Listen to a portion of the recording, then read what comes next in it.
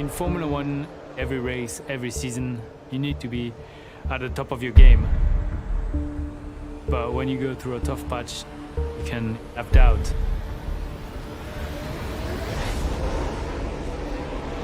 Spa 2012 was a big moment in my career. And we're racing in Belgium. It's a good start for Hamilton. Grosjean cutting across Lewis. Oh, the contact! Grosjean over the top of Alonso. It has a massive impact. Alonso's out. Hamilton's out. Kobayashi's out. Real drama at the start of the race. And I'm afraid I've got to say I think that's Grosjean's fault.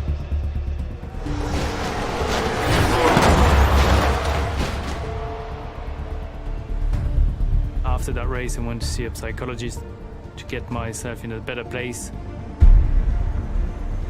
If you use a trainer to get your body in shape, why wouldn't you use a psychologist to train your head?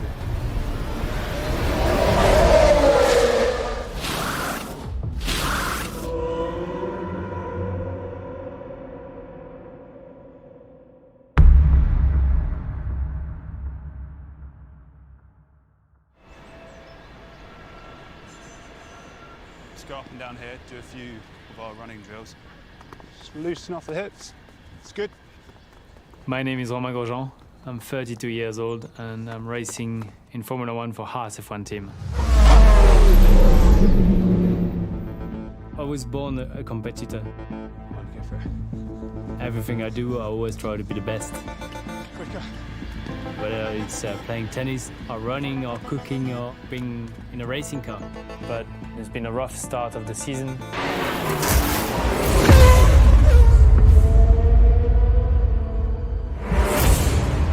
Right, on board then with Grosjean. He's weaving around, trying to get temperature into the tyres.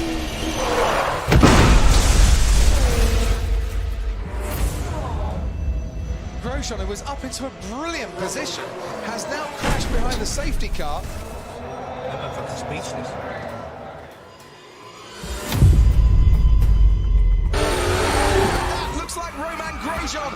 Just going right across the track. Are you okay, man? Yeah, I'm okay. I can't fucking believe it. Oh wait, I'm sorry. I'm sorry. Yep.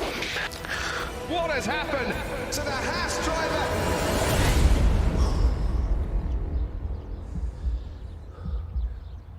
15. More to go.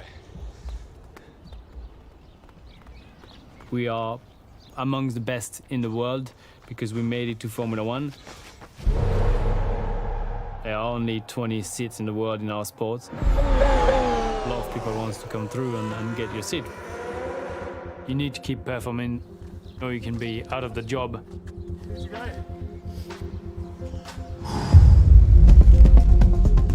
Welcome to the south of France, to the French Grand Prix. Yes, we are back in France after an absence of 10 years, and it's round 8 of the Formula One Championship in 2018. Madame, Monsieur, bonjour.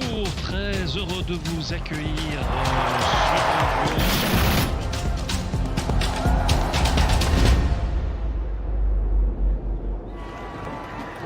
I'm Swiss and French. I'm a Swiss man because I hate being late. I'm always on time. I love chocolate.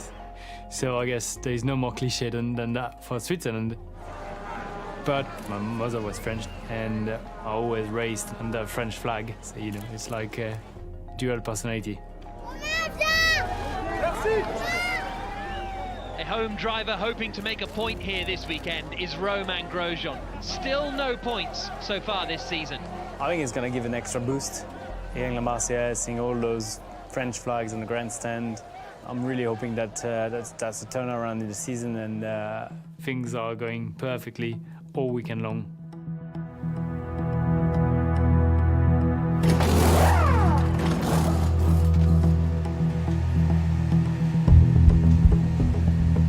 When can you start to work, you think? Haas F1 is the newest team. We are in our third season now. The biggest goal is to finish better than last year. We see if we can get 4.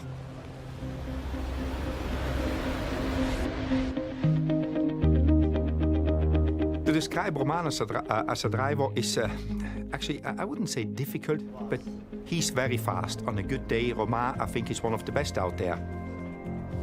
But he makes mistakes. If the driver keeps crashing, the biggest thing is he loses sometimes his confidence. Okie dokie. Sweet, thank you, boys. I think the task for Roman for the rest of the season is to be consistent. He's delighted to be racing here in France at Circuit Paul Ricard, his first time racing in the French Grand Prix. I'm going to jump down and get some questions from the guys. Bonsoir Romain. Je voulais savoir comment tu vois ton avenir et dans quelle écurie. Oh! Pour le moment, je sais pas, on va se concentrer sur les prochaines courses. C'est la première Formula One isn't like other sports. Contracts are negotiated, they are signed, who knows when. And that's why you've always got to be performing as well as you can. You're very happy with Haas, but obviously time will tell. Correct. Right, ladies and gentlemen, please put your hands together. Thank Romain Grosjean for his time. Wish him well. Bon chance, mon ami. Bon chance. Just coming straight on the racing line. Yeah. Roman is out of contract at the end of this season. Whether he remains in Formula One is massively open for debate. It's six, it's quite high speed, it's like fourth to fifth. He's so experienced. On his day, he is so good. But he's falling apart this year. You're only as good as your last race. And right now, Roman's last races are not that much to write home about. I like you. They do. We like you too.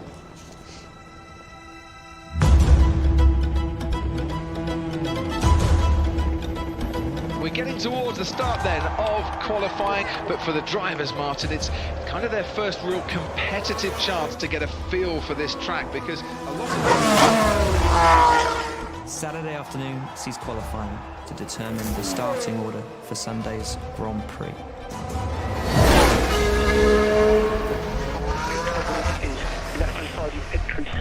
The further back you qualify, the harder your race is going to be on Sunday and the harder job you're going to get scoring points.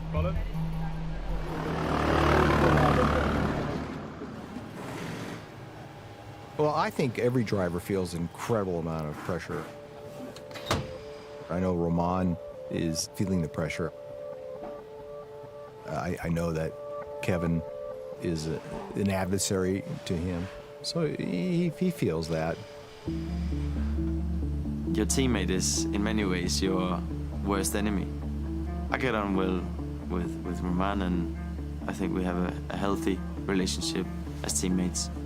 But, you know, we are here to do our own thing and focus on ourselves and do the best for ourselves. I don't ever think about, crashing the car.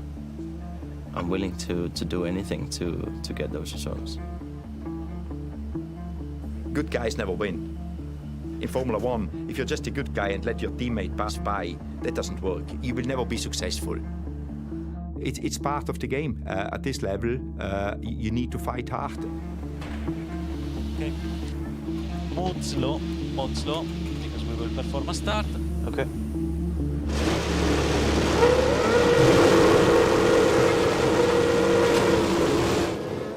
It kind of shows you the personalities of Formula One guys. They don't want anybody to pass them. And a green light, and so the cars can come out onto the track. And boy, do these boys need some practice. They're so damn competitive when they're walking out the door, they'll race to the door. That's just their nature. They won't let anybody beat them at anything. It's good turn one. Okay, to push, everything is good.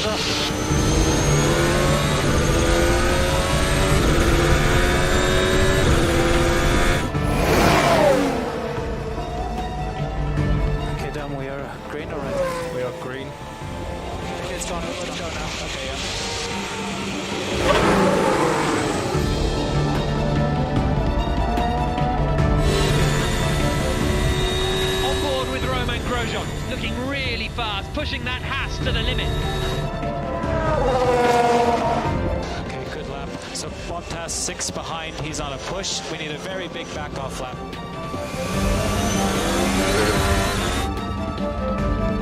Romain Grosjean next across the line. Ooh, good lap. Romain was very fast. He couldn't do anything better, but he needs consistent, get the best out of the car. Romain, driver default Charlie. Okay, Hamilton 2.5 behind on a push, and we are going to go for a time lap. We're going for it.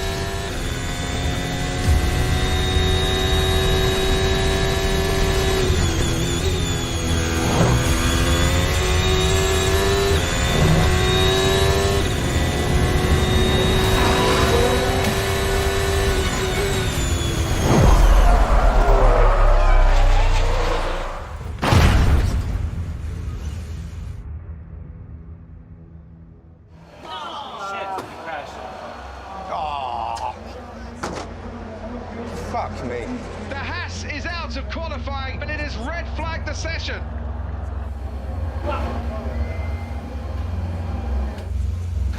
Are you okay? Are you okay? Yeah. I can't engage reverse. Okay, understood. It doesn't want to go reverse. Okay, Can't engage reverse. sorry, just take your time, take your time. Romain Grosjean in his home race in Q3 after all the smiles to get this far. Now comes the agony and the despair for the Haas team. Overcooked it.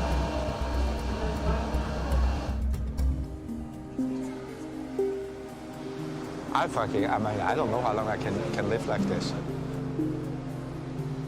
At some stage I need to do something, you know? I cannot keep on doing, just finding excuses for him.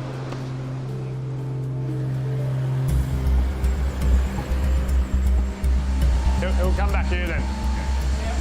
Yeah, when he comes back here, chill out for 2 minutes. Defuse and then go straight down, yeah. With his helmet and everything. Okay. Always 5 bad news. No, it's just too much. And you never rest because you always have negative things. Of course. There's what's going to happen and next. Here we are again, negative push. Fuck's sake. You can do a foot wrong all fucking weekend.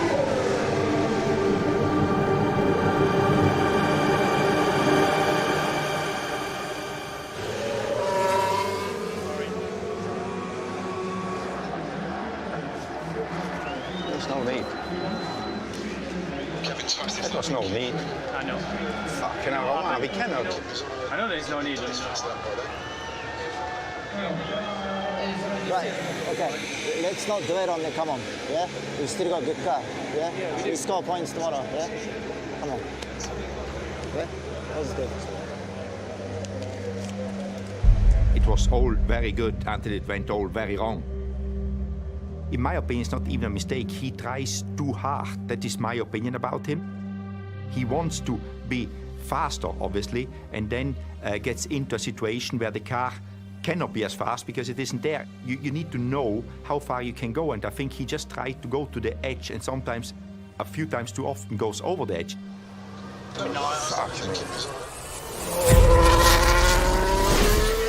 With Romain Grosjean out of qualifying, all the Haas team's hopes now rest with Kevin Magnussen. We have one time lap. Come on, let's put the lap together.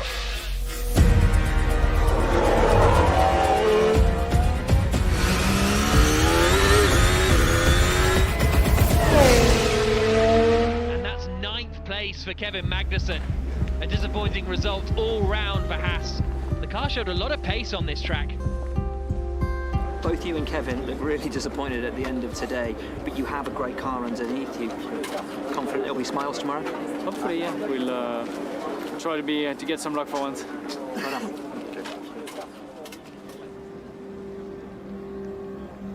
Is it okay to start? Yeah. Okay. Obviously, yeah, it was a very disappointing qualifying for the potential we got. Can we start with you, please, Romain? I don't have any explanation for losing the rear that way. Okay, yeah. Okay. It just went. Okay, understood. Right. In Formula One, you do feel lonely sometimes because there aren't many people that can understand what you're going through. If you do a mistake on track, a lot of people talking about it. You can be a hero and you can be a zero within 5 seconds. So I think his confidence seriously taking lots of hits now. Like Yeah, but after a while you don't care anymore about it, in my opinion, about hits. Because you have nothing to lose. You know, when you're strongest, when you have nothing to lose. Oh, yeah. Well, in the end, he knows what is on the line, you know. Yeah.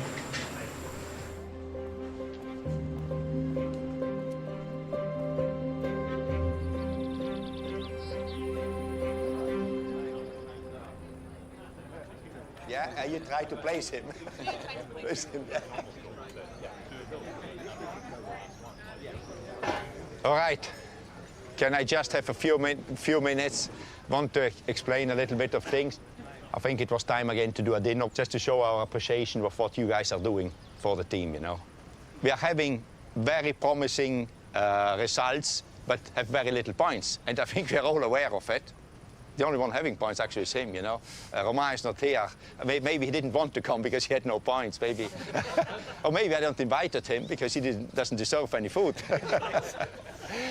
I will tell him tomorrow, by the way, you know, that I said this. So you don't have to run to him and tell him, you know. I'm brave enough to say it myself. But no, I think we always are competitive. I actually sometimes, me personally, cannot wait to go to the next race because having a car like this, you don't have always in your career, you know. So we just need to get a little bit luck. We don't need a lot of luck. We just need to get rid of the unluckiness and we will be fine. So I just want to say, guys, we still believe in everybody. You know, we had issues, but I think we still keep on fighting hard. Enjoy the evening and enjoy the meal. And thank you very much from our side. Thank you, guys.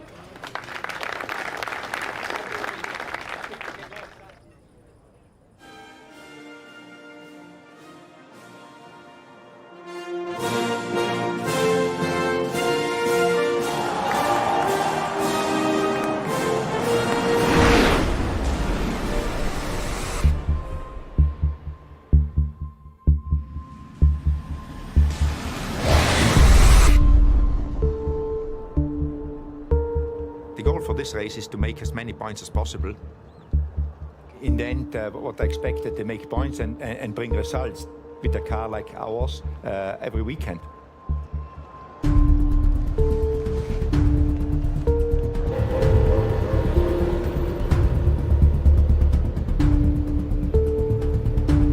Roman, loud and clear and okay to push. And we're going to CSL 5 fifth gear.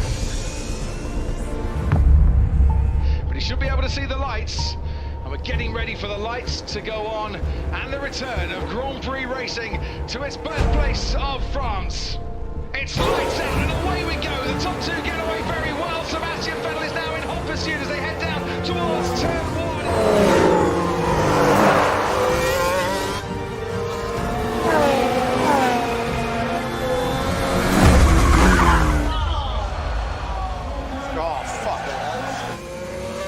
Got badly hit by behind. No problem. As far as we can tell, everything's okay on the car.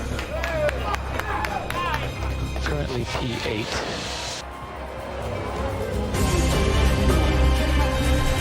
And that is Charles Leclerc under pressure from Romain Grosjean. Grosjean tries to go around the outside.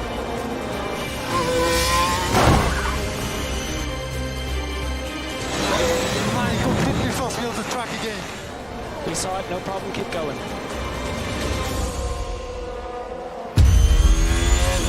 Vettel behind. Vettel goes for a move on Grosjean. That looked very, very easy.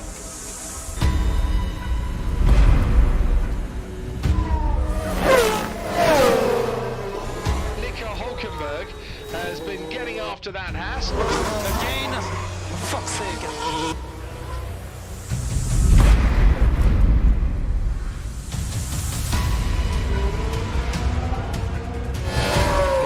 He's now going wheel to wheel with Grosjean through the Bose and squeezes the Haas off the track there.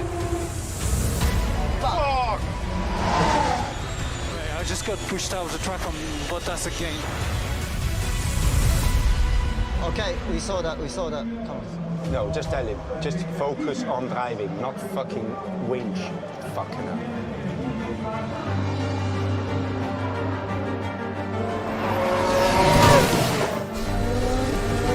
But here comes Kevin Magnussen on Brendan Hartley into the chicane.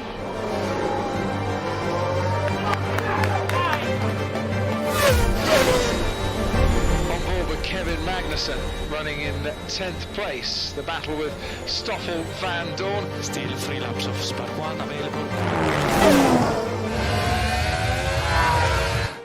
Kevin Magnussen gets past Stoffel van Dorn and up into 9th place now for the Haas.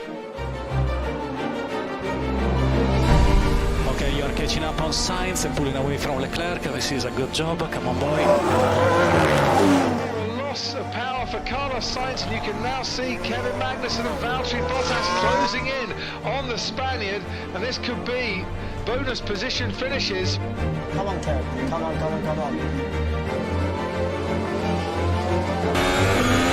Perez.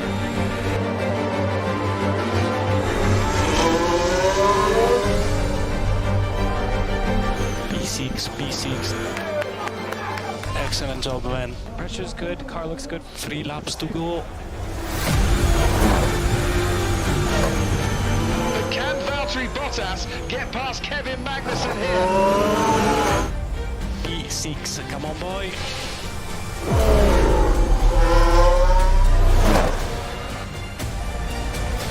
Come on, Kevin.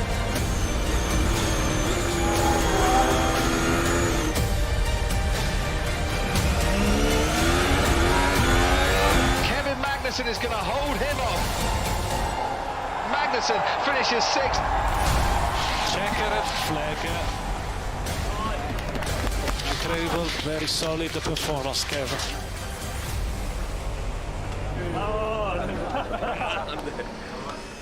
Amazing, guys. Well done. Some more points. Let's keep it going. We're doing well. You got a heck of a little driver there. Yeah, it's too bad Grosjean couldn't make up one spot. And that's Romain Grosjean crossing the line in 11th position, just 1 place outside the points. Checkered flag. He drove well. Sorry we didn't quite get on the points. Kevin got P6. Made the rules are a joke. I got pushed twice off the track. Yeah, result was disappointing. I was not expecting to come 11th. It's always difficult to see your teammate doing well and you not. Good job, man. Okay, that was a good fight, huh? Yeah. Okay, I was shitting myself. In any sport at this level, you just need to be determined. But I think it's in life generally it's like this. If you always let other people get on, you stay behind.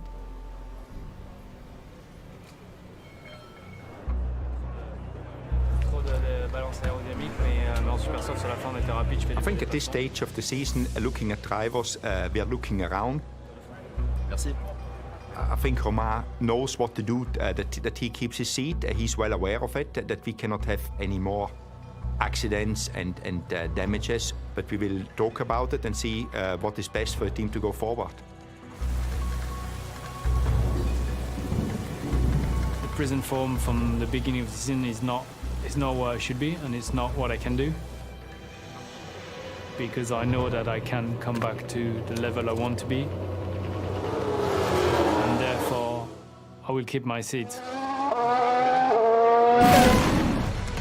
Romain Grosjean on his way to getting his first points since Japan last year. Grosjean comes home fourth. It's amazing. I hope we found this motor back. Stand by for action. It is the US Grand Prix. We never had a good result in our home Grand Prix. I hope this is the year. It's a chaotic opening lap of the race. Contact with Romain Grosjean.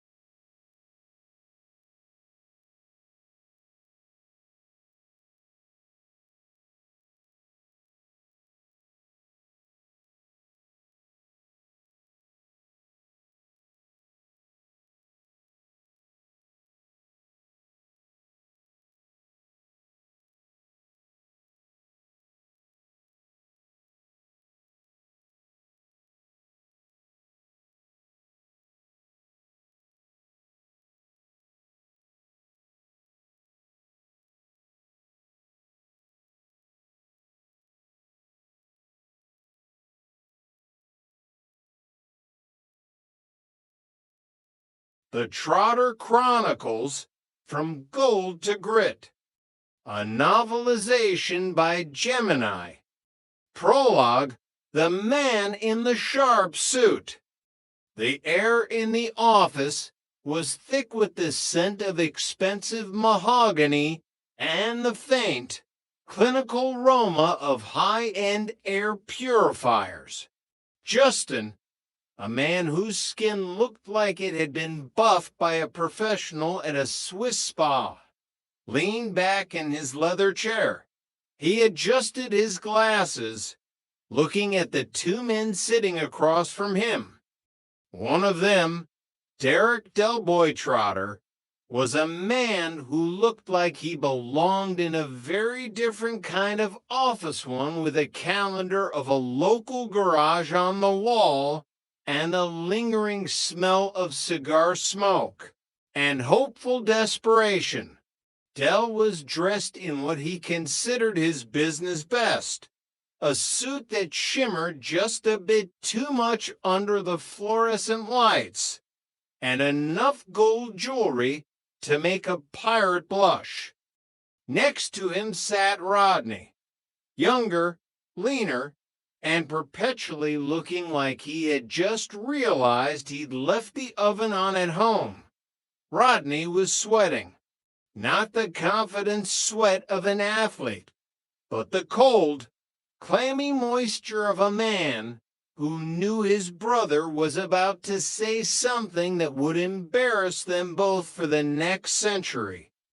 "I've got all the basic details about your business career," Justin began, his voice smooth and devoid of any Peckham grit. "But what I'd like to do is to get an insight into the real you.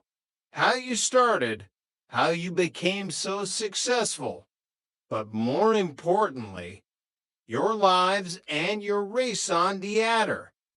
Del Boy's eyes lit up. He didn't know what a raison d'etre was, but it sounded French, and in those world, French meant class. "Oh, no," Del whispered to Rodney, "Laboratory Garney." Rodney closed his eyes and prayed for the floor to open. "It's not Laboratory Garney. Del," he hissed, "he's asking for our reason for being." "Exactly what I said. Prove," Del snapped back, before turning to Justin with a smile that could sell ice to an Eskimo and then charge him for the delivery. "Well, Justin, where shall I start? Up to a few years ago, we were just very ordinary people living, well, very ordinary lives, weren't we, Rodney?" And so the story began.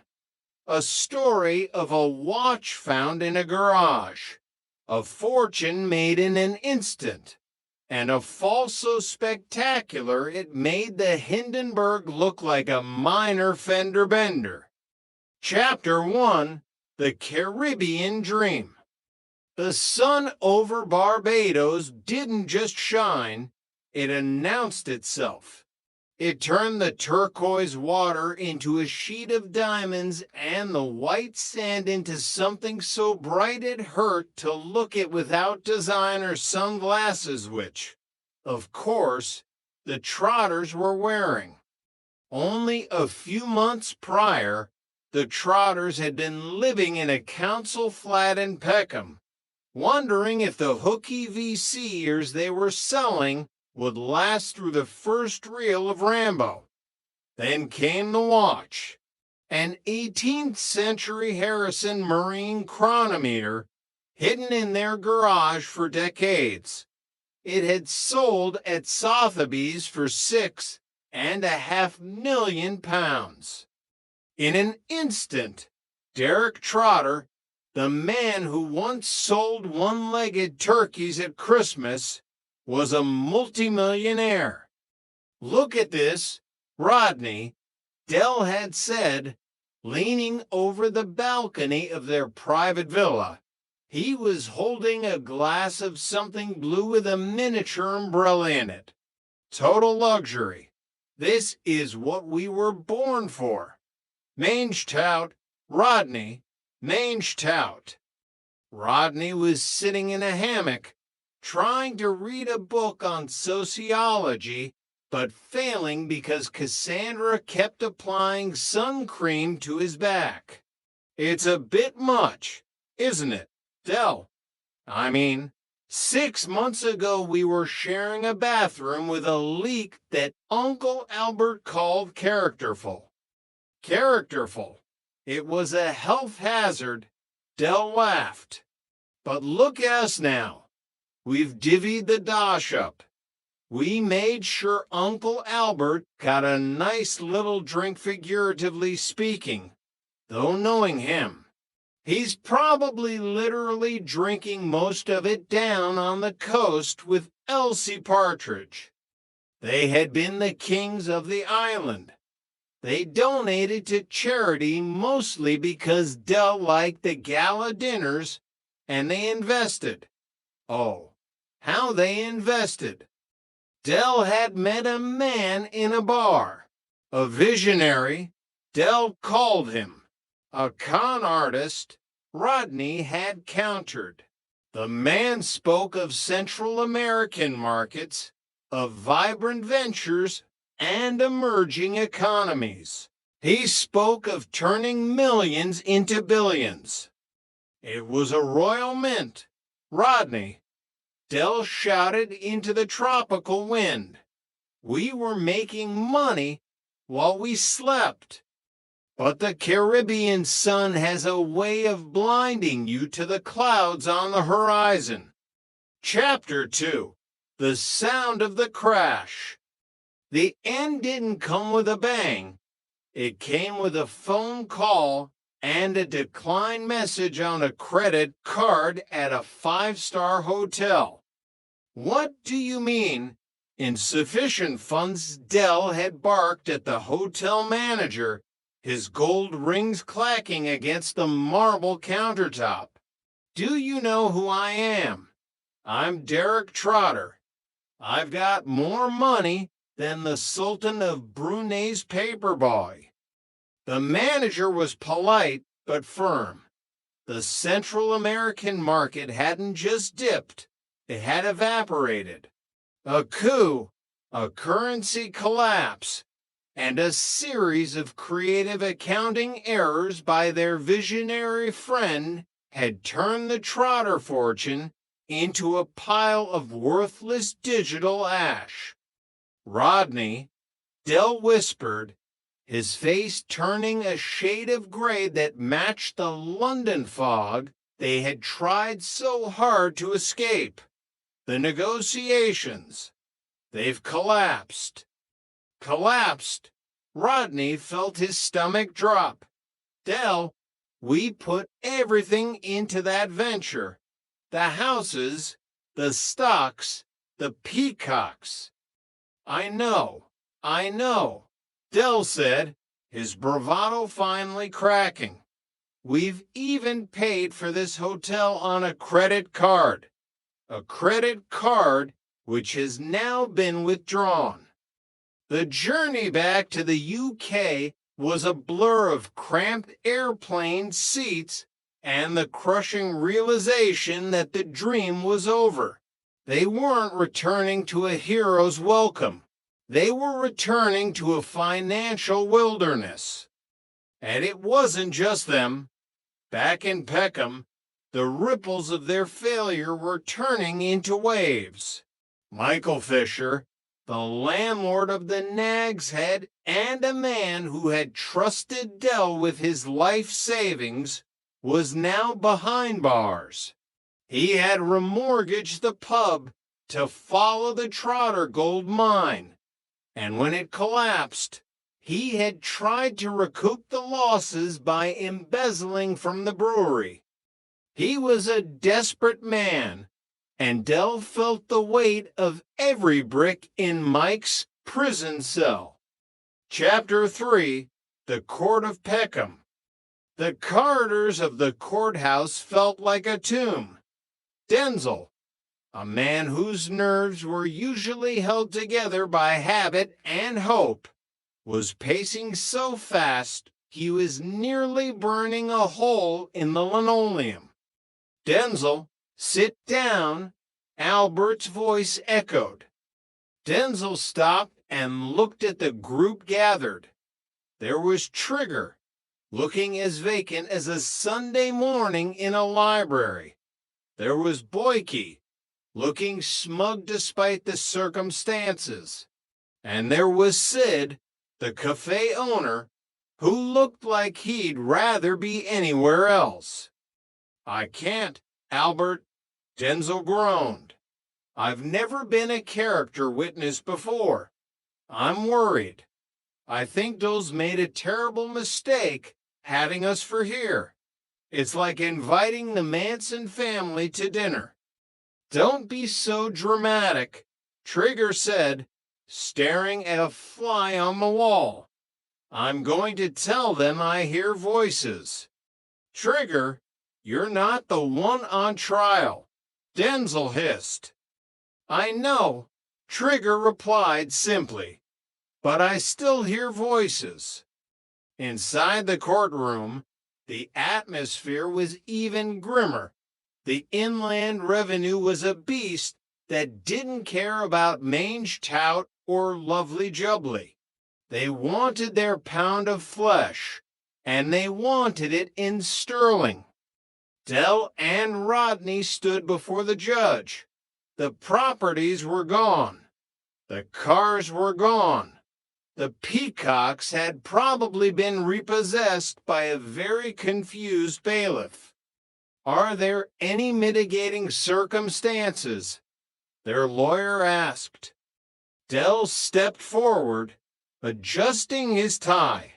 Oh, yes, you must remember to tell them that we were slaves to detail, wouldn't you, Rodney? We made certain that we always got our checks off to the Inland Revenue on time. Always, Rodney added, his voice cracking. Fair dues, Dell whispered as the judge looked down at them. They bounced, but they was always on time. The verdict was swift. Bankruptcy.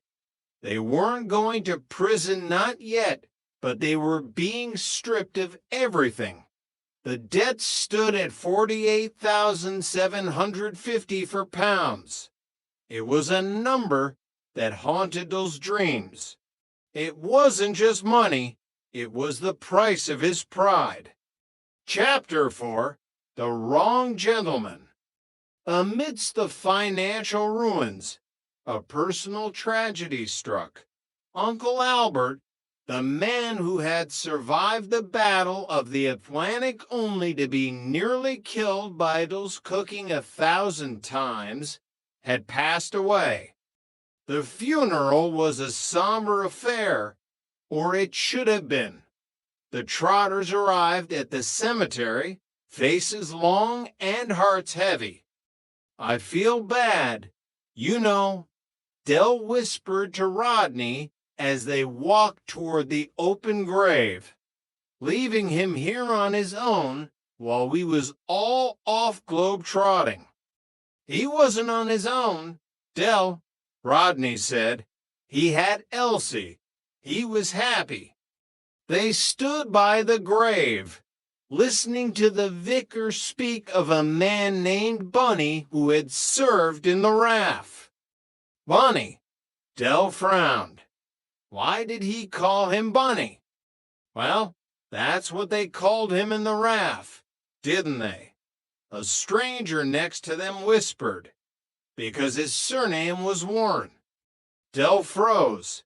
He looked at the headstone. He looked at the grieving widow, who was definitely not Elsie Partridge. He looked at the photo of the deceased man who looked remarkably like Albert, but was missing the signature during the war beard. Rodney, Dell hissed, his eyes wide. Is that a Spitfire on the coffin? Yeah, Rodney whispered back. We're at the wrong funeral. They retreated with the quiet dignity of two men who had just realized they were mourning a complete stranger. It was the perfect metaphor for their lives, showing up with good intentions only to realize they were in the wrong place at the wrong time with the wrong dead relative. Chapter 5, New Management. Back at Nelson Mandela House, the flat felt smaller than it used to. The wallpaper was peeling, and the ghost of their millionaire lifestyle lingered in the form of a single, half-empty bottle of expensive cognac. The firm's been liquidated, Rodney said, staring at the kitchen table. Trotter's Independent Traders is no more. It's caput. No, no, no, Dell said, his mind racing. The firm can go on trading. It's just that I've been disqualified from running it. That doesn't mean to say I can't work for it. He looked at Rodney, really looked at him. We need a new managing director, Dell mused. Someone young, someone enthusiastic, someone full of ideas. Rodney looked around the room. Who? The window cleaner. No, Rodney, you. Rodney's jaw dropped. Me? Dell, I can't run a company. I can't even run a bath without getting a headache. Legally, there is nothing to stop you, Dell insisted. You're clean. No bankruptcy, no disqualification. You'd be the boss. Rodney Trotter, managing director. And so, the power dynamic shifted. Within days, the local paper carried a small advertisement, Trotter's Independent Traders, now under new management. Managing Director, Rodney Trotter. Rodney took to the role with a terrifying level of seriousness. He started wearing a tie at breakfast. He spoke about executive stress and logistical paradigms. He even tried to listen to Mozart to unwind. Mozart's Symphony No. 38 in D major. Rodney explained to Trigger one evening in the flat. I find it helps me ease my executive stress. Trigger nodded slowly. Ain't there no words to this, Dave? No, Trigger, it's instrumental. Dell watched his brother with a mix of pride and annoyance. He was back in the game, even if he was technically just the staff. But the debt to the taxman still loomed. They needed a big score. They needed a miracle. And then the phone rang. Chapter 6, The Gold Rush. The studio lights were blinding. Jonathan Ross, a man who seemed to be made of charisma and expensive hair products, smiled at the camera. Welcome to Gold Rush, he announced, the fastest game show on TV. This is the show where you can win anything from £1 to 100,000 pounds. In the contestants' seat sat Derek Trotter. He had lied about his hobbies, claiming to love 16th century Italian Renaissance art instead of seeing what fell off the back of a lorry. And he had navigated the early rounds with the cunning of a street fox. He reached the final stages. The tension was thick enough to cut with a knockoff Swiss Army knife. For 50,000 pounds, Derek, Jonathan Ross said, leaning in. Which classical guitarist wrote the opera The Child and The Enchantment? Was it Ravel, Segovia, or Rodrigo? Dell felt the sweat prickling under his shimmery suit. He knew this, or he thought he knew it, but his brain was a jumble of French phrases and Peckham market prices. I'm going to have to use me old SOS, aren't I? Dell said, his voice trembling. I'll call my brother, Rodney. Back at the flat, Rodney and Cassandra were dressed in their fantasy therapy outfits, Rodney as a gladiator and Cassandra as a police officer. It was supposed to be a quiet night of memory baggage unloading. The phone screamed. Hello. Rodney snapped, assuming it was their annoying neighbor, Mickey Piers. Piss off, Mickey, you're getting on my tits now. Rodney, it's Jonathan Ross. The silence that followed was deafening. Rodney realized he had just told one of the most famous men in Britain to piss off.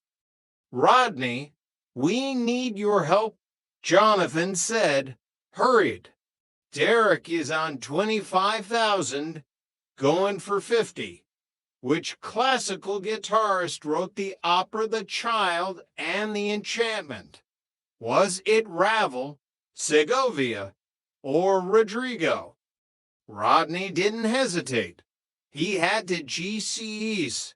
He had been listening to Mozart for a week. He was an executive.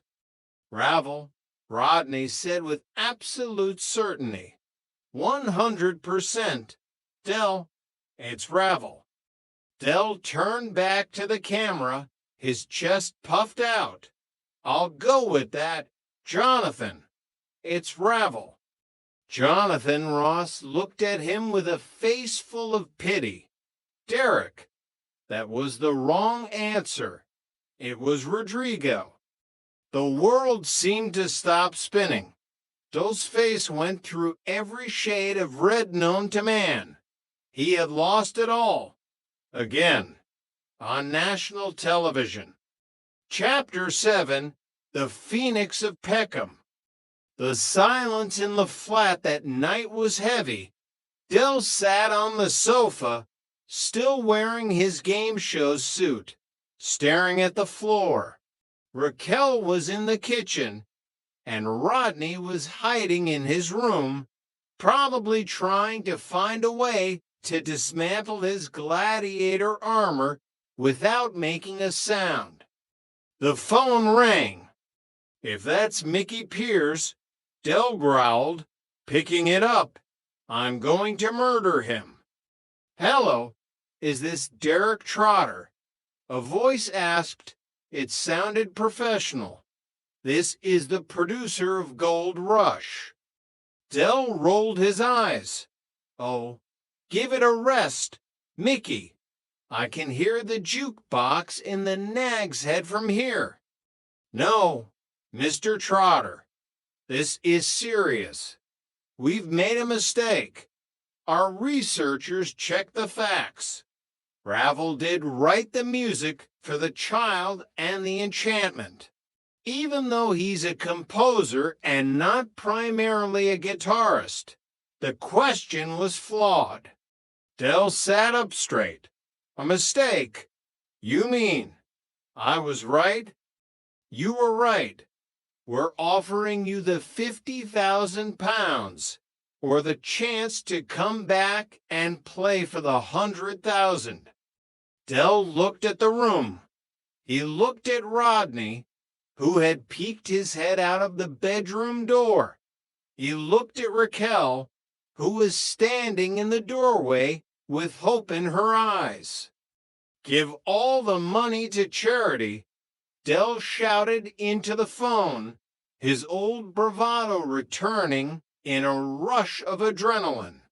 And if you phone here once again, I'm going to come down there and kick your arse into shredded duck. Goodbye.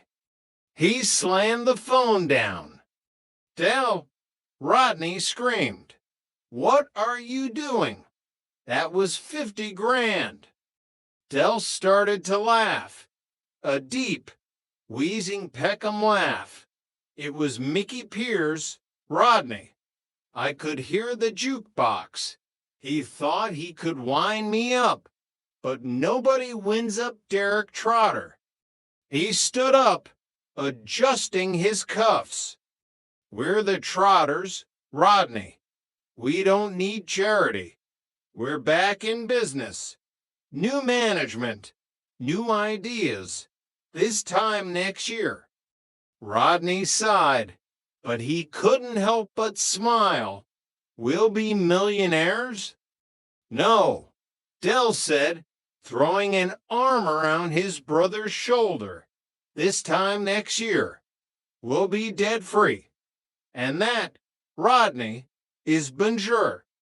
It's bonjour, Del, Rodney corrected. Exactly what I said. Prove exactly what I said. The neon sign of the Nag's Head flickered in the distance, a beacon of hope in the heart of Peckham. The Trotters were down, but they were never out. Because as long as there was a deal to be made and a brother to blame, the dream would never die. Chapter 8. The Cold Light of Day. The following morning did not bring the clarity Del Boy had hoped for. Instead, it brought a pounding headache and the lingering suspicion that he might have made a catastrophic tactical error. He sat at the Formica table in the kitchen, nursing a mug of tea that was mostly sugar. Rodney stumbled in, looking disheveled. Del, Rodney said, his voice flat. I've been thinking about that phone call last night. Forget it, Rodney, Del snapped. Mickey Pierce, professional wind-up merchant, probably recorded the whole thing to play at the pub later. Low D toilet, Rodney. Water under the bridge. Del, I went to the pub this morning to get some milk because the fridge is on the blink again. And Mickey Pierce was there. He looked as miserable as a rainy Tuesday in Margate. Apparently, his latest business ventures selling laser-cut toast just failed. He didn't even have enough credit on his phone to make a prank call. Del froze, his mug halfway to his lips. What? And there's more. Sid showed me the morning paper. There's a small headline on page 12. Game show blunder. BBC apologizes to Peckham contestant over classical music gaffe. The silence in the kitchen was heavy. You could hear the distant rumble of the 171 bus and the slow, rhythmic dripping of the leaky tap. So, Del whispered, his voice barely audible. It wasn't Mickey. It was the producer. Del, you told the BBC to give £50,000 to charity in the name of the Trotters. Del Boy put his mug down. He stared at the wall, at the framed picture of their mother. Well, he said, his voice suddenly bright and brittle. At least we'll get a plaque or a mention in the newsletter. It's tax deductible, ain't it? We don't pay tax. Del, we're bankrupt, Rodney shouted. Details, Rodney, details. Del stood up, pacing the small kitchen. This is just a temporary setback. a minor hiccup in the grand tapestry of Trotter fortunes. We're under new management. Remember, Managing Director Rodney Trotter. What's our first move, boss? Rodney looked at the pile of unpaid bills on the counter. Our first move is to find something to sell. Something that doesn't involve the Sultan of Brunei or the BBC. Chapter 9, The Electronic Revolution. Rodney's first official act as managing director was to meet with Monkey Harris. Monkey was a man who lived up to his name short, agile, and always looking for a way to climb a bit higher on the social ladder. He met Rodney in the back of a van parked behind the Nag's Head. "I've got a consignment." "Rodney," Monkey whispered, opening a cardboard box. "Electronic personal organizers. Top of the range. They tell the time, store 500 names, and have a built-in calculator. They're selling like crazy in the West End." Rodney picked one up. It was a sleek, black plastic device that looked like something from a low-budget sci-fi movie. "How much?" "For you. A tenner apiece. I've got 200 of them." Rodney calculated. 200 at £10 was 2,000. If they sold them for 30, that was for £1,000 profit. It wasn't 50,000, but it was a start. "I'll take them," Rodney said, trying to sound executive. "But I'll need to pay in installments. Cash flow, you understand?" Monkey nodded. "I understand. Cash flow is the soul of business. I'll drop them off at Nelson Mandela House tonight." When Rodney returned to the flat, he found Del Boy trying to fix the washing machine with a bent coat hanger. "Good news, Del. I've secured our first inventory. Electronic personal organizers. The future of business. We're going to modernize Peckham. One address book at a time." Del looked at the device. "Electronic organizers. People round here can barely organize a trip to the toilet. Rodney, who's going to buy these?" "Everyone. Busy professionals, students, anyone who needs to stay on top of their game. It's executive stress management. Del, der chic." "HMM," Del said, his eyes narrowing. "They look a bit plastic. Are they waterproof?" "Why would they need to be waterproof?" "In case it rains on the market stall. Rodney, think avoirdupois." Chapter 10, Iconoclastic Autosuggestion.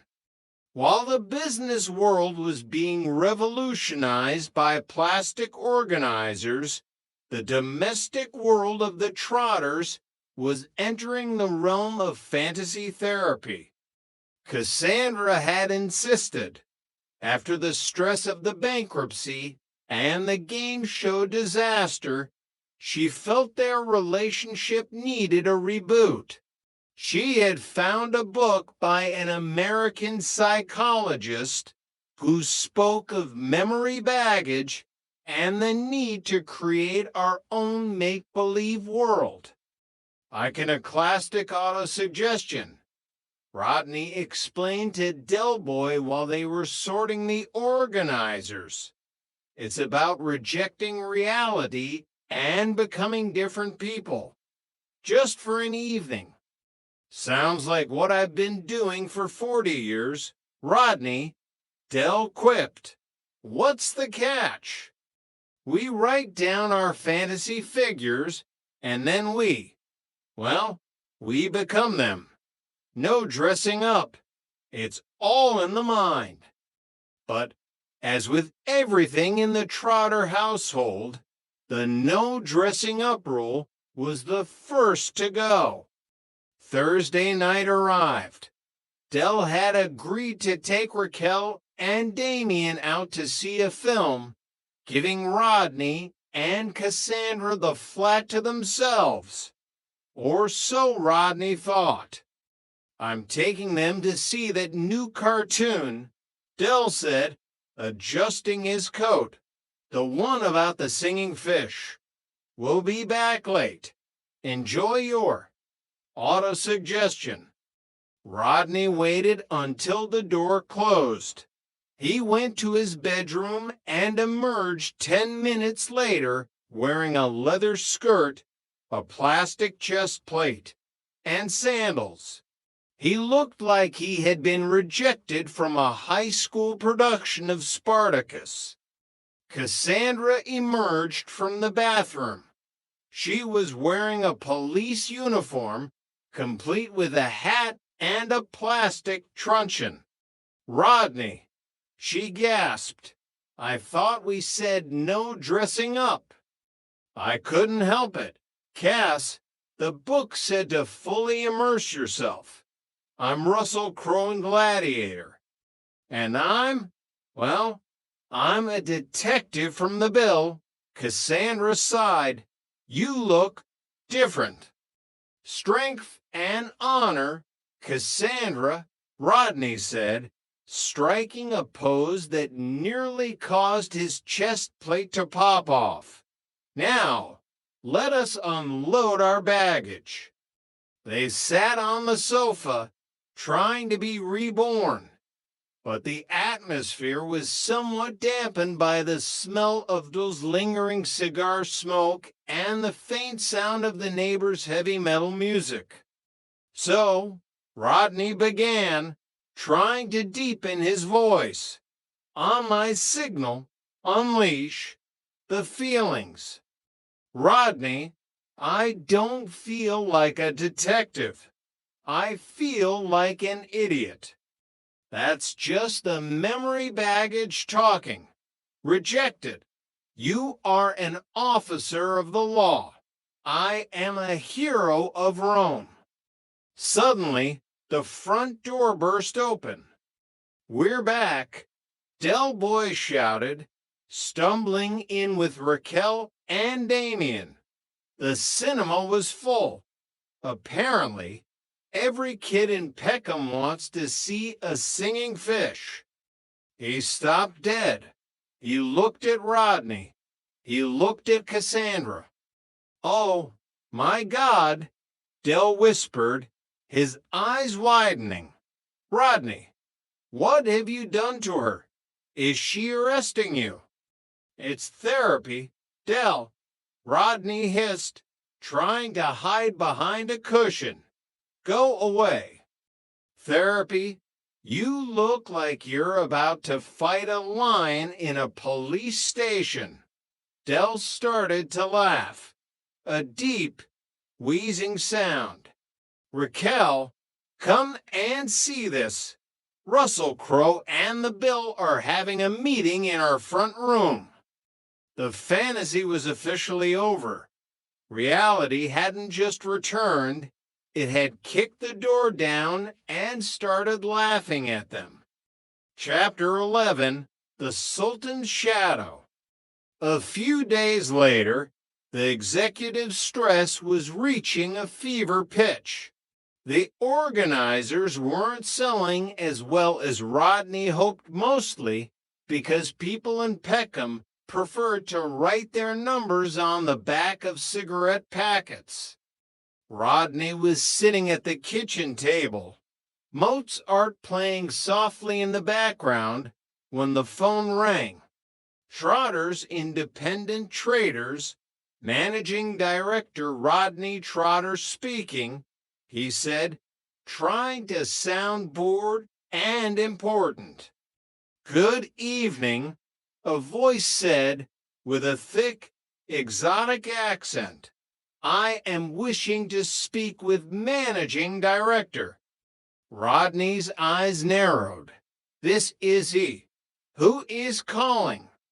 My name is Asif Hazen. I am representative of Sultan of Brunei. Rodney rolled his eyes. He looked at Del Boy, who was pretending to read the paper but was clearly listening. The Sultan of Brunei, Rodney repeated loudly. Well, how can I be of assistance, sir? His Highness has seen your advertisement in the newspaper. He is very impressed with your party planning and consultancy.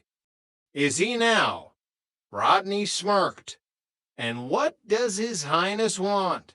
Does he want me to fly out and organize a palace warming? Exactly. He wants you to fly to Brunei. All expenses paid. He has bought a crappy old three-wheeled van, and he wants to know where to start it on cold mornings. Rodney's smirk vanished. He slammed the phone down. Shove it, Mickey, he yelled at the dead line. Just shove it. What happened? Del asked, looking up. Dave's just had a big row with the Sultan of Brunei. It was Mickey Pierce. Del, I could hear the jukebox. He thinks he's so clever, using an accent. But as Rodney sat back down, his Mozart symphony reached a crescendo. He looked at the advertisement he had placed. He had listed consultancy and party planning. It was a professional advert. He looked at the phone. For a fleeting second, he wondered, what if the Sultan of Brunei really did have an old van? What if he really did need a consultant from Peckham? Del, Rodney whispered, do you think? Don't worry, Rodney, Del said, patting him on the shoulder. The world's full of surprises. Look at Nicky Pierce, he's only just learned to read. They sat in the quiet flat, to brothers bound by blood, bankruptcy, and a never-ending cycle of nearly and almost. They were back where they started, in Nelson Mandela House, with a mountain of debt and a box of plastic organizers. But as the neon sign of the Nags had flickered outside, Del Boy looked at his brother. This time next year, Rodney, he said, the old spark returning to his eyes. This time next year, we'll have sold all them organizers. We'll be back on top. Mange tout, Rodney. Mange tout. And in the heart of Peckham, that was enough. The end of Volume I. The Peckham Phoenix. A novelization of the Trotter Chronicles. Chapter 1, The Yellow Ghost of Peckham. The yellow three-wheeled Reliant Regal then rattled through the streets of Peckham like a skeletal remains of a decade everyone else had tried to forget. On its side, the faded lettering still defiantly proclaimed, Trotter's Independent Traders, New York, Paris, Peckham. It was a lie, of course. They had been to Paris briefly. They had never been to New York, and Peckham was currently trying its best to pretend they didn't exist. Derek Del Boy Trotter sat behind the wheel, his rings catching the stray glints of a London sun that looked like it had been filtered through a greasy chip wrapper. He was humming the theme tune to his own life, a melody of seasons changing and tides turning. I'll fetch the suitcase from the van, he muttered to himself, a mantra of the perpetual salesman. Beside him sat Rodney. Rodney, the graduate with 2 GCs and a brain that was currently a chaotic blender of existential dread and marital anxiety. Rodney was looking at the dashboard as if it were a ticking bomb. "What's up with you, Rodney?" Dell asked, his voice a gravelly mix of concern and irritation. "You look like a man who's just found out his lottery ticket was for last week's draw." "I'm a bit nervous, Dell," Rodney admitted, his voice cracking slightly.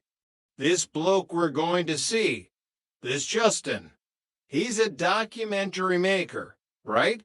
He's not going to be asking me anything personal about my private life." Dell swung the van around the corner with the grace of a shopping trolley in a hurricane. "Of course he ain't. We're not that private, are we? We're public figures, the trotters of Nelson Mandela House. But what about, me and Cassandra, our hiccups?" Dell rolled his eyes. "He's not going to want to know about your little problems in the bedroom department, Rodney. Though, strictly speaking, if you're having hiccups in the bedroom, you're probably doing it wrong." "I told you that in confidence," Rodney hissed, his face reddening to the color of a ripe tomato. "And I'm keeping it in confidence," Dell shouted back. "I'm not going to be telling him about jiffins and what Cassandra wears. I've got more class than that, mostly." Chapter 2, The Interrogator.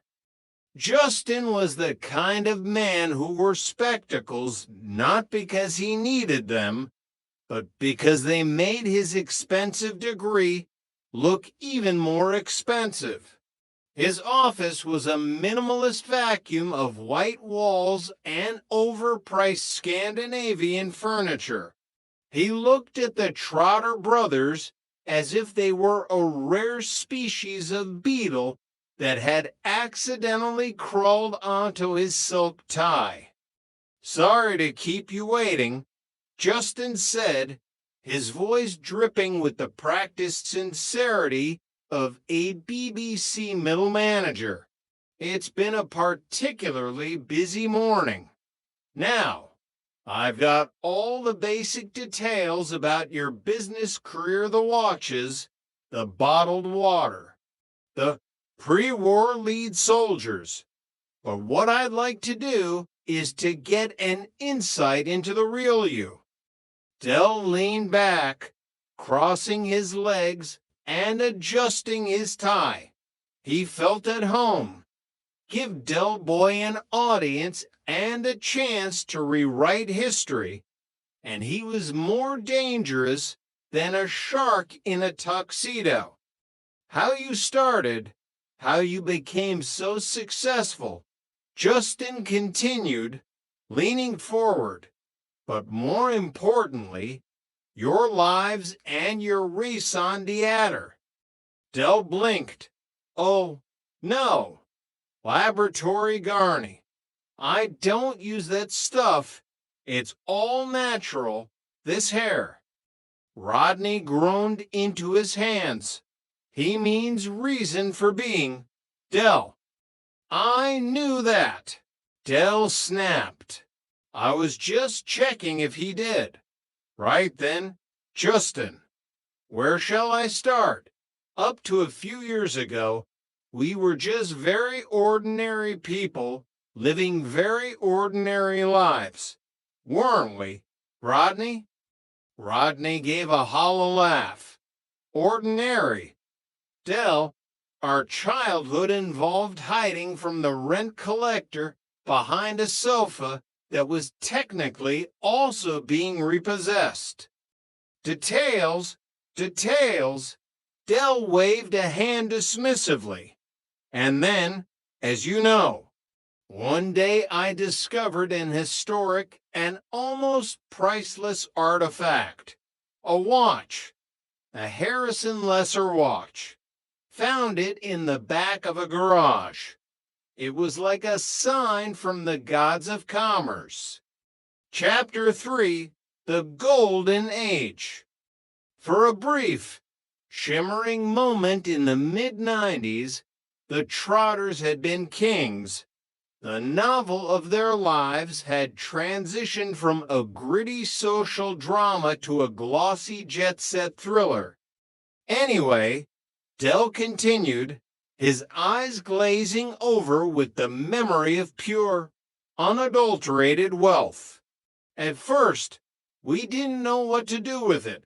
We thought about donating it to the British Museum as a national treasure. We really did. We felt a sense of duty to the crown. We thought about it for exactly 3 seconds. Rodney corrected. And then we decided to flog it. Del grinned. 6.5 million quid, Justin. Can you imagine that? 6.5 million of the Queen's finest nuggets. We divvied the dosh up, making sure our Uncle Albert got a nice little drink, bless his old seafaring soul, and we thought of others. We donated to charity. Enormously, of course.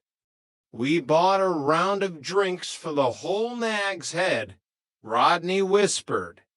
That was our charity work. It felt like a charity, Del insisted. Have you seen the state of Trigger? He needs all the help he can get. So, eventually, we had to start thinking about our future.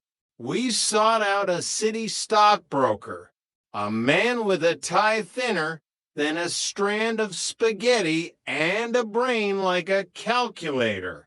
He advised us to invest in a new and vibrant venture, a Central American market.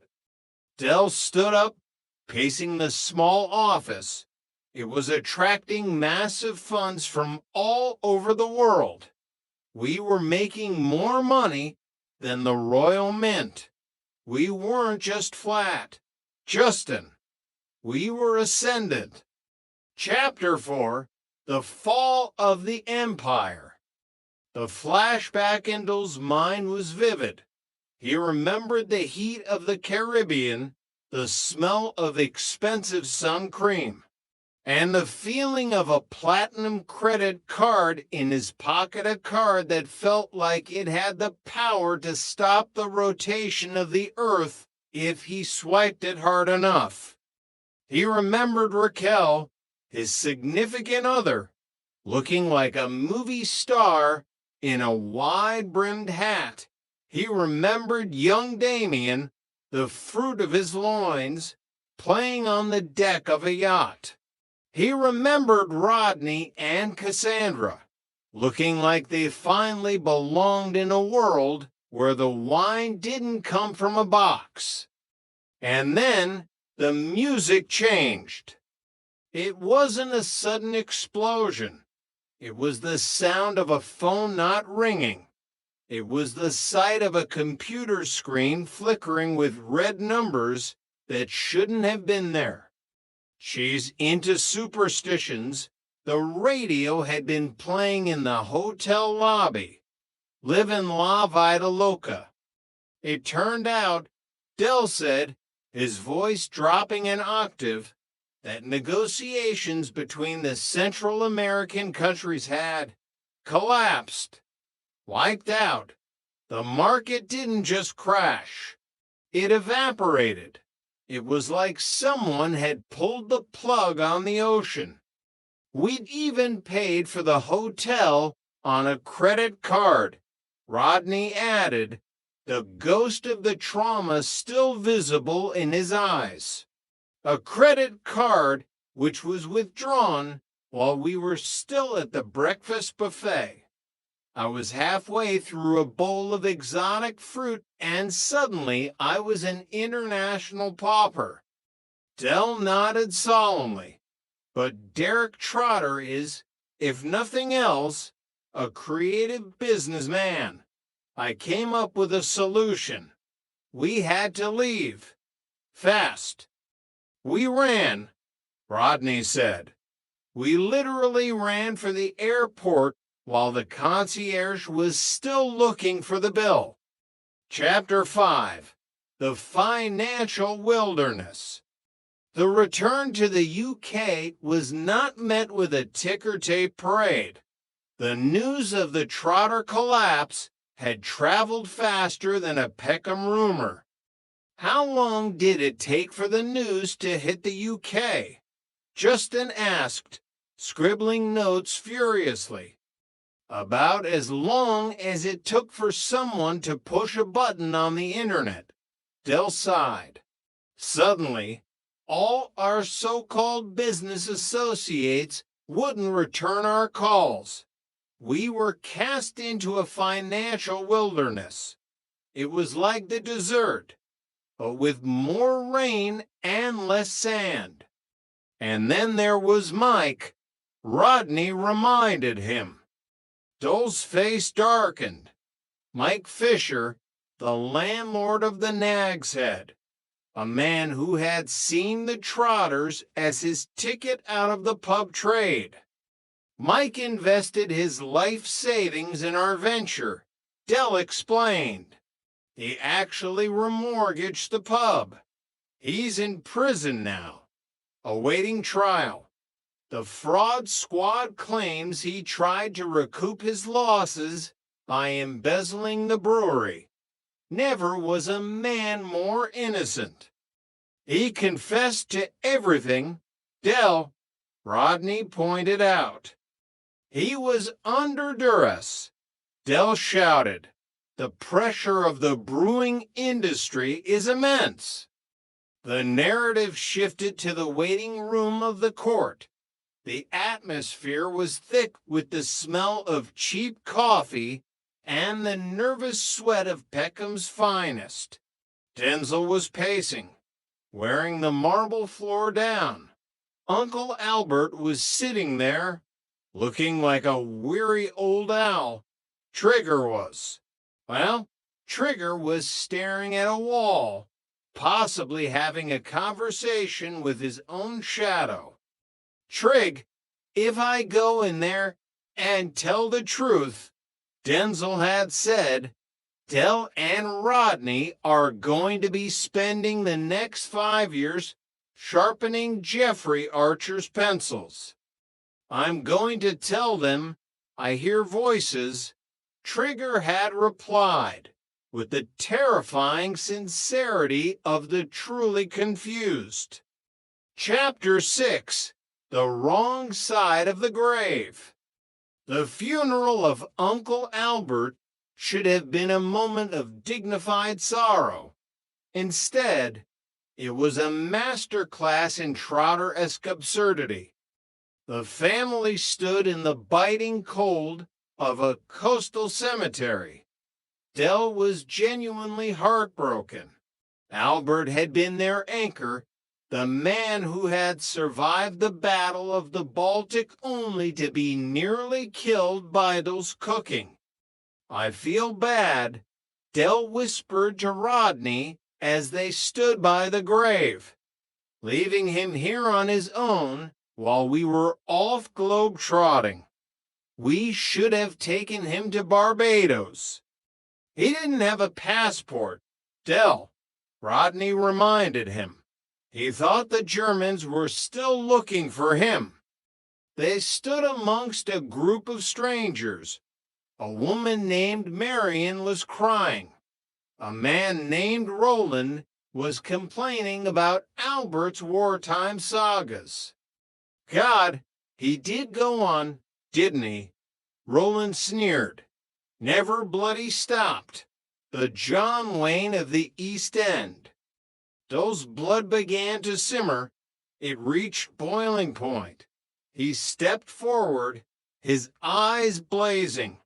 You got to remember that a lot of blokes lost their lives for our liberty, just so that 50 years later, prats like you would have the freedom to knock them. You want to go outside and have a chat. Roland?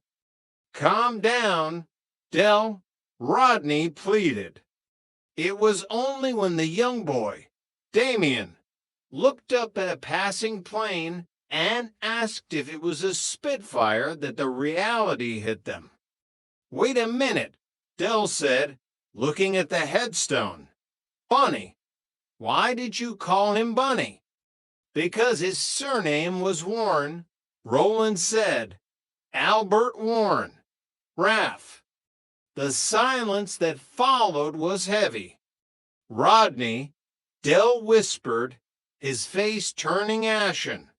We're at the wrong funeral. Oh, let's go. Rodney hissed, grabbing Del's arm. They fled the cemetery like grave robbers who had forgotten their shovels. Chapter 7, The Phoenix Arises, sort of. Back in Nelson Mandela House, the grandeur of the millionaire years felt like a dream someone else had had. The flat was cramped, the wallpaper was peeling, and the Inland Revenue was knocking on the door with the persistence of a woodpecker on a metal pole. The court declared me bankrupt, Del announced to the family.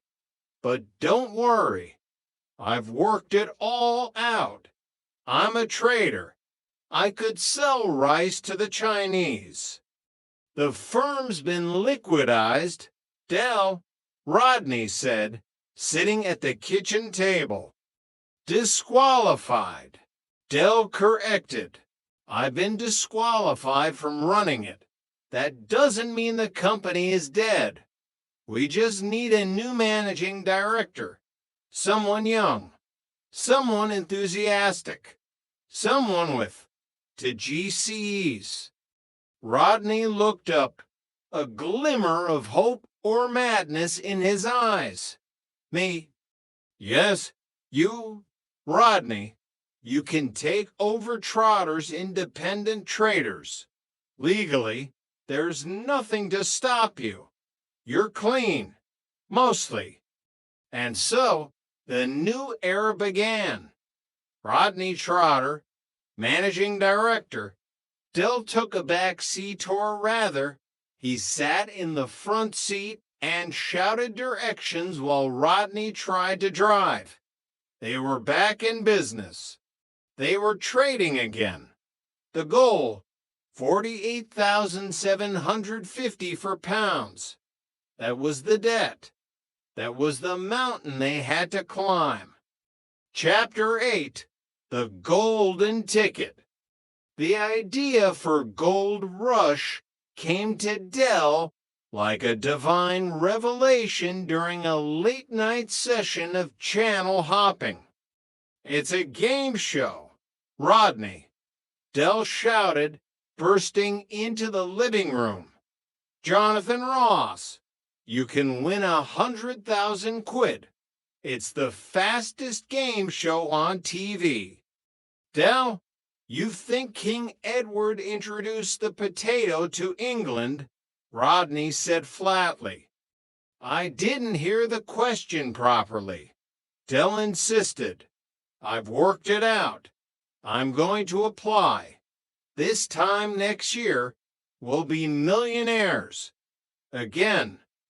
This time last week, we were millionaires, Cassandra pointed out from the kitchen. But Del was already filling out the form. He wasn't just a bankrupt salesman from Peckham anymore. In his mind, he was a Renaissance man, a lover of fine wines, the theater, and 16th century Italian art. He was Derek Trotter, and the world hadn't seen the last of him. Chapter 9, The Brunei Connection. The telephone in the Trotter household was a fickle instrument. Sometimes it brought news of a consignment of hooky VCers. Other times, it was just the electric company wondering if Dell intended to pay his bill within the current century. One evening, as Rodney was trying to maintain a facade of managing director gravitas, the phone rang. Trotter's Independent Traders. How may I help you? Rodney said, his voice an octave deeper than usual. Good evening, a voice responded, accented and dripping with importance. I am wishing to speak with managing director. This is he, Rodney said, puffing out his chest. My name is Rodney Trotter. I am representative of the Sultan of Brunei, the voice continued. Rodney's heart did a little tap dance against his ribs. He looked at Dell, who was currently trying to clean a fake Rolex with a bit of spit and a rag. Dell, it's the Sultan of Brunei. Dell stopped rubbing the watch. Yeah. And I'm the Pope's golf partner. Give it here. But Rodney was already hooked. How may I be of assistance? Sir, His Highness has seen your advertisement in the newspaper. He would like you to fly to Brunei and be his consultant. Rodney's eyes glazed over. He could see it now. Gold-plated yachts, silk robes, and a world where duty-free wasn't just a suggestion. Consultant. On what, specifically? Recently, the voice said, suppressed laughter starting to bubble through the accent, His Highness bought a crappy old three-wheeled van, and he wants to know how to start it on cold mornings. The line exploded into the unmistakable, high-pitched cackle of Mickey Pierce. Rodney slammed the phone down. I knew it was him. I was just winding him up. Dell shook his head. Rodney, you're about as good at winding people up as a sundial in a coal cellar. Get back to your paperwork. Chapter 10, Fantasy Therapy. Rodney's marriage to Cassandra was, in his own words, a series of minor hiccups in the bedroom department. To address this, Rodney had turned to the modern equivalent of a witch doctor, a lifestyle magazine. It's called Fantasy Therapy. Cass, Rodney explained that night, his voice hushed. This expert in America says our troubles stem from memory baggage. We need to become different people, reborn. Cassandra looked at him over the top of her book. Different people. Do I get to be someone who lives in a house without a yellow vent parked outside? No, it's about iconoclastic autosuggestion. Rodney insisted. We write down our fantasy figure, and for one night, the other person becomes that figure. No dressing up required. It's all in the mind. All right, Cassandra sighed. I'll try anything to stop you talking about memory baggage. They wrote down their choices. Cassandra handed her slip to Rodney. He opened it and blinked. The bill. You want me to be a copper? Just a position of authority. Rodney, she said, a mischief glint in her eye. Rodney's own fantasy involved a certain gladiator, or maybe a heroic figure from a film he'd seen recently. He didn't say it, but he had a plan. The next evening, the plan went horribly wrong. Del burst into the flat to find Cassandra dressed in a full policewoman's uniform, complete with a baton and a look of professional disapproval. Rodney, on the other hand, was standing there in a leather tunic, looking like he'd been rejected from a low-budget production of Spartacus. "Oh, my God!" Del shouted, nearly dropping his bag of takeaway. "I thought we were being raided. Cassandra, I didn't know you'd joined the force. And Rodney, what are you? A Roman centurion with a vitamin D deficiency. It's a fancy dress party. Del," Rodney yelled, his face turning a shade of purple that matched his tunic. "We're going to a party. My ex-boss at the bank invited us." At 5:30, Del asked, skeptical, "A bit early for a rave, isn't it?" "It's an early party for people who have to be up for work." Rodney grabbed Cassandra's arm. "Come on, Reg Hollis, let's go before he starts asking for our badges." Chapter 11, The Lights of Gold Rush. The BBC television studios were a labyrinth of cables, tired security guards, and the smell of industrial-grade hairspray. Del stood in the wings of the Gold Rush set, adjusting his suit. He told the producers he was a connoisseur of the arts. He'd told them his hobbies included fine wines and 16th century Italian Renaissance art. In reality, his knowledge of fine wine stopped at anything that didn't have a screw top. And the only Renaissance art he owned was a framed picture of a crying boy that he'd bought at a car boot sale in 1984. Welcome to another edition of the show that is taking the country by storm. The voice of Jonathan Ross boomed through the speakers. This is Thursday. This is live. This is Jonathan Ross, and this is Gold Rush. Del stepped onto the stage, his smile fixed, his rings gleaming under the studio lights. Beside him were his competitors, Mike Wallace, a financial advisor who looked like he'd swallowed a lemon, and Janice Scott, who seemed genuinely terrified of the cameras. And finally, Ross announced, "We have Derek Trotter from Peckham." Derek is a businessman who lives with Raquel, his significant other. His pastimes include fine wines, the theater, and 16th century Italian Renaissance art. Del gave a thumbs up. "Lovely jubbly. Jonathan, just happy to be here for the culture, you know." Chapter 12, The Rainbow Road. The game began with a flurry of questions.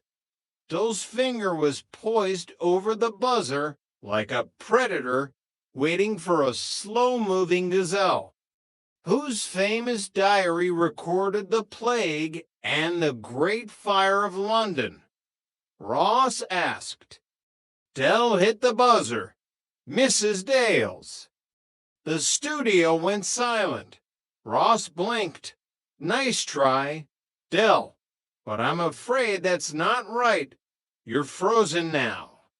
Eventually, through a series of fluke errors by his opponents, Del found himself as the first challenger on the Rainbow Road.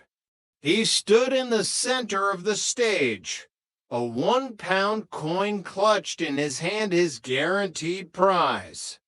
Whatever else happens, that's yours, Ross said. Just make sure it ain't Irish, eh? Dell quipped, winking at the camera. He breezed through the early rounds. He knew Kilimanjaro was in Africa mostly because he'd once tried to sell a crate of T-shirts with the mountain printed on the wrong side. He survived a challenge from Janice. The money climbed. 10,000, 25,000. And then the green question. In which state was President Kennedy born?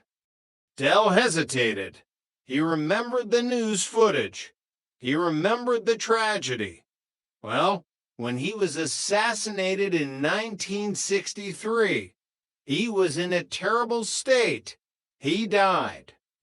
I need the name of the state. Dell, Ross urged.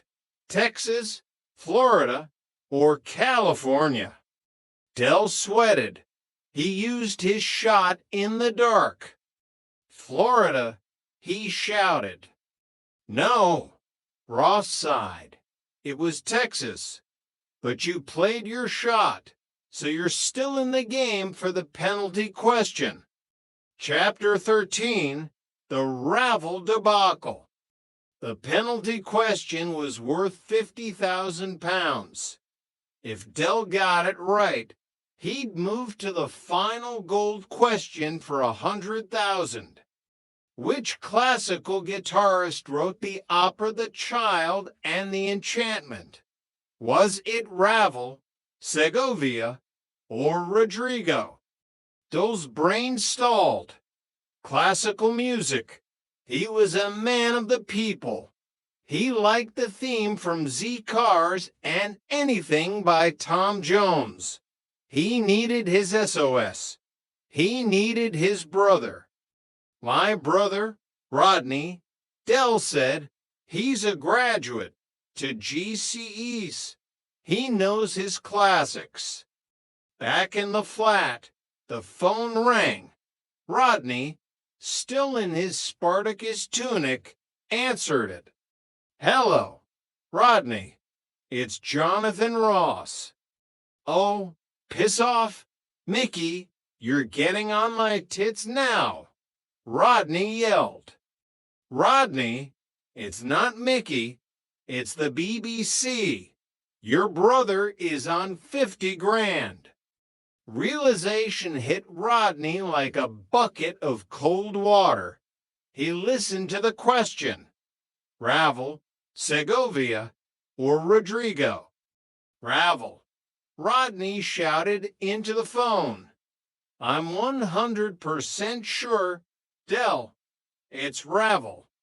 Dell, back in the studio, looked at the camera with the confidence of a man who had just been handed the keys to the Bank of England. It's Ravel, Jonathan. My brother knows. He's got the brains in the family. Are you sure, Derek? Ross asked. You don't have to take his answer. No. Rodney's spot on. Ravel. The buzzer sounded a long, agonizing drone of failure. Derek, Ross said, his voice filled with genuine pity. That was the wrong answer. It was Segovia. Dell's face fell.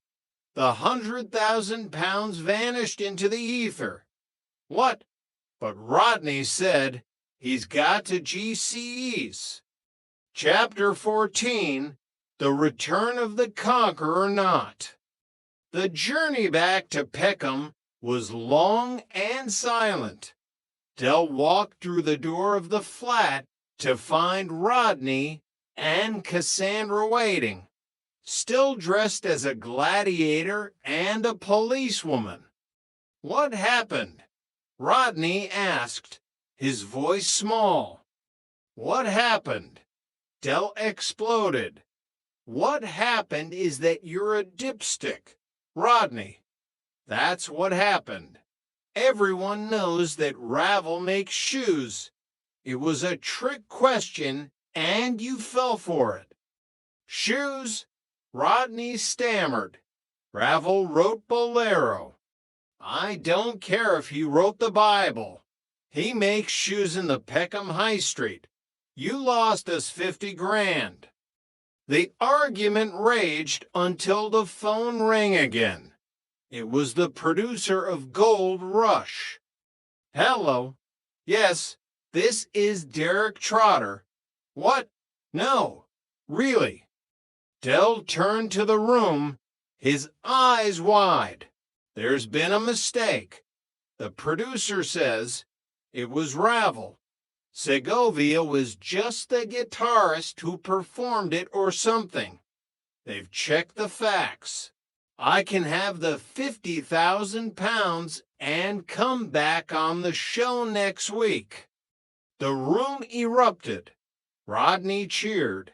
Raquel cried. Even Cassandra hugged her prisoner. See, Dell shouted, his voice reaching a crescendo of triumph. I knew I was right. I knew the Trotters were back. He grabbed the phone again. Yeah. Well, I tell you what we're going to do. Give all the money to charity. Yeah. And if you phone here once again, I'm going to come down there and kick your arse into shredded duck. He slammed the phone down. Dell, Rodney screamed. What did you do that for? Because, Dell said, a sly grin spreading across his face, that wasn't the producer. I could hear the jukebox at the Nag's Head. That was Mickey Pierce again. He sat down, exhausted but undefeated. Don't worry, Rodney. This time next year, we'll be millionaires. And in the heart of Peckham, for the 1,000th time, they almost believed him. Chapter 15, The Morning After the Morning After. The following morning, Nelson Mandela House felt like the setting of a hungover Greek tragedy. The adrenaline of the Gold Rush debacle had dissipated, leaving only the cold reality of the inland revenue's interest rates and the lingering smell of Raquel's burnt toast. Dell sat at the kitchen table, nursing a cup of tea that was mostly condensed milk and desperation. He was staring at a pile of bills as if he could intimidate them into paying themselves. Rodney, Dell barked as his brother shuffled into the kitchen, looking like a man who had spent the night sleeping in a tumble dryer. Where is the inventory for the new stock? Rodney groaned, rubbing his eyes. Dell, it's 8 in the morning, and technically, since I'm the managing director, shouldn't I be asking you for that? Dell let out a short, sharp laugh. Managing director. Rodney, you're the only managing director in London who still gets an allowance from his older brother. Now, where is it? It's in the van. Rodney sighed. But it's mostly those unbreakable umbrellas we bought from Boyke. I tried one this morning. It snapped the second a light breeze hit it. Dell didn't look up.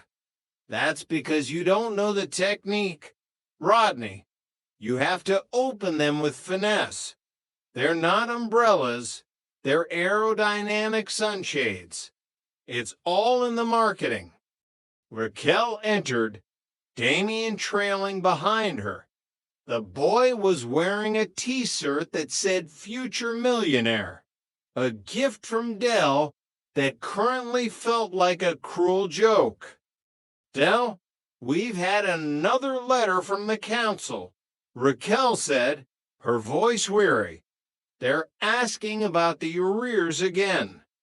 Del stood up, smoothing his waistcoat. Don't you worry about the council. Sweetheart, I've got a meeting this afternoon with a very influential business associate. Top-level stuff. Is it Trigger? Rodney asked, deadpan. Del paused, his hand on the door handle. He might be in the vicinity. Yes, but that's irrelevant. We are the Trotters. We've been down before, but we always bounce back. Like those rubber balls that never stop. They're called Super Balls. Del, Rodney corrected. And eventually, they hit someone in the eye and get confiscated. Chapter 16, The Nag's Head Resurrection. The Nag's Head was the spiritual home of the Trotter Empire, a place where legends were told and where beer was served at a temperature that could only be described as room adjacent. As Del and Rodney walked in, a hush fell over the bar. It was the kind of silence usually reserved for a funeral or a surprise inspection by the health department. Trigger was at his usual spot, looking as if he hadn't moved since the mid-70s. Denzel was nursing a half-pint, and Sid was behind the bar, polishing a glass that looked like it had been used to store gravel. "All right, Dave," Trigger said, nodding at Rodney. "It's Rodney," Rodney sighed, for the 10,000th time. "Heard about the show, Del," Sid said, leaning over the bar. "Me and the wife were watching.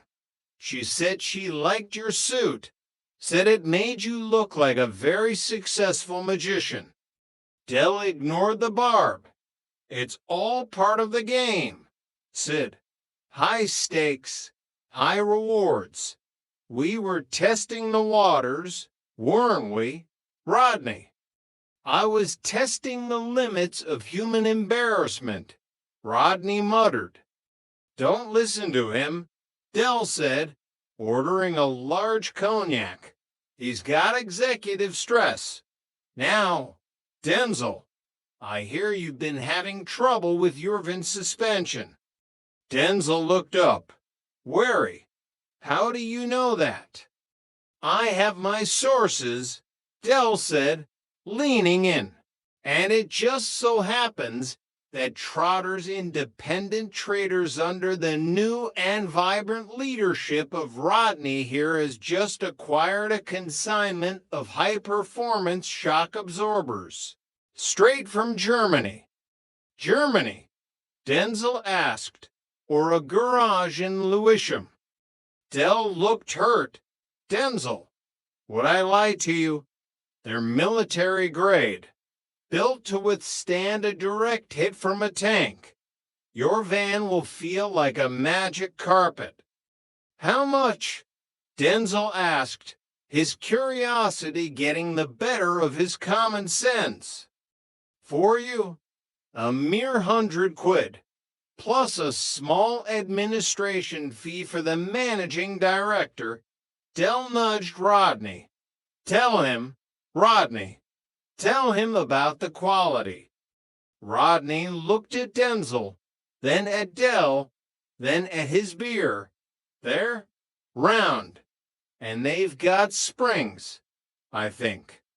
"See?" Del beamed. "The man's a genius. Right, let's seal the deal. Sid, a round for my friends, on Rodney's tab." Chapter 17, The Suitcase in the Van.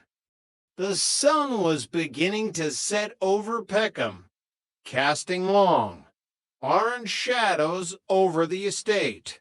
Del and Rodney were back at the van, the shock absorbers, which looked suspiciously like painted PVC pipes, safely stowed in the back. Del reached into the van and pulled out a battered leather suitcase. He handled it with a reverence usually reserved for religious relics. "This is it, Rodney," Del said, his voice dropping to a whisper. "The beginning of the comeback." "Del, it's a suitcase," Rodney said. "What's in it? More umbrellas?" Del popped the latches. Inside were hundreds of small plastic devices that looked like a cross between a calculator and a remote control. "Electronic personal organizers," Del announced. "The future of business, Rodney. Every man in London is going to want one. It's got a clock, a calendar, and a button that makes a beeping noise. Del, everyone has these on their phones now," Rodney said, holding one up. "It's 2002. This technology is practically prehistoric." Del shook his head, a look of pity on his face. "That's where you're wrong, Rodney. People miss the tactile experience. They want something they can hold, something with weight. These are vintage tech. It's the latest trend. I'm telling you, by this time next year." Rodney cut him off. "We'll be millionaires. I know. Del, I know." They stood there for a moment, two brothers in a three-wheeled van, surrounded by the debris of 100 failed schemes and the flickering hope of 1,000 more. "I'll fetch the suitcase from the van," Del repeated, a small smile playing on his lips. "Because where it all comes from is a mystery, Rodney. But as long as we're together, we're the bestest." Rodney looked at the suitcase, then at his brother. He let out a long, slow breath and climbed into the passenger seat. "All right, Del, drive on. But if we pass a skip, those shock absorbers are going in it." "Deal." Del laughed, turning the key. The engine coughed, spluttered, and finally roared into life. Next stop, Perez. Or maybe just the car boot sail in Sidcup. Mange tout, Rodney. Mange tout. Chapter 18, The Market's Cold Shoulder. Monday morning in Peckham Market was a sensory assault. The air was a thick soup of diesel fumes, frying onions from a nearby burger van, and the desperate cries of stallholders trying to offload items that had clearly fallen off the back of a very fast-moving truck. Rodney stood behind a makeshift table, shivering in a thin coat. He was holding one of the electronic personal organizers. He looked about as comfortable as a penguin in a sauna. "Go on, Rodney. Give Em the patter," Del urged from the safety of a nearby tea stall. "Don't just stand there like a Statue of Liberty with a hangover. Sell the dream." Rodney cleared his throat. Step up, everyone. Organize your life. With this plastic thing, it has a clock, and it beeps." A woman in a tracksuit stopped and looked at the device. "Does it have a camera?" "No," Rodney said honestly. "Does it have the internet?" "No." "What does it do then?" "Well," Rodney struggled. If you forget what day it is, you can press this button and it will tell you, provided you've set the date correctly, which is quite a complex process, to be honest. The woman walked away. Shaking her head, Dell stormed over, his face redder than a ripe tomato. Rodney, what are you doing? You're not selling a funeral, you're selling the future. Look, watch the master. Dell grabbed an organizer and held it aloft. Ladies and gentlemen, listen to me. Are you tired of carrying around heavy books? Are you tired of losing your place in your diary? Introducing the Trotter 2000. It's used by astronauts. It's used by international spies. It's so secret that even the government doesn't want you to have won. A small crowd gathered. Dell's eyes sparkled. It's got a high-definition liquid crystal display. It's got a built-in alarm system to warn you of approaching birthdays. And for today only, because my brother here has just been made managing director and he's feeling generous, you can have it for a tenner.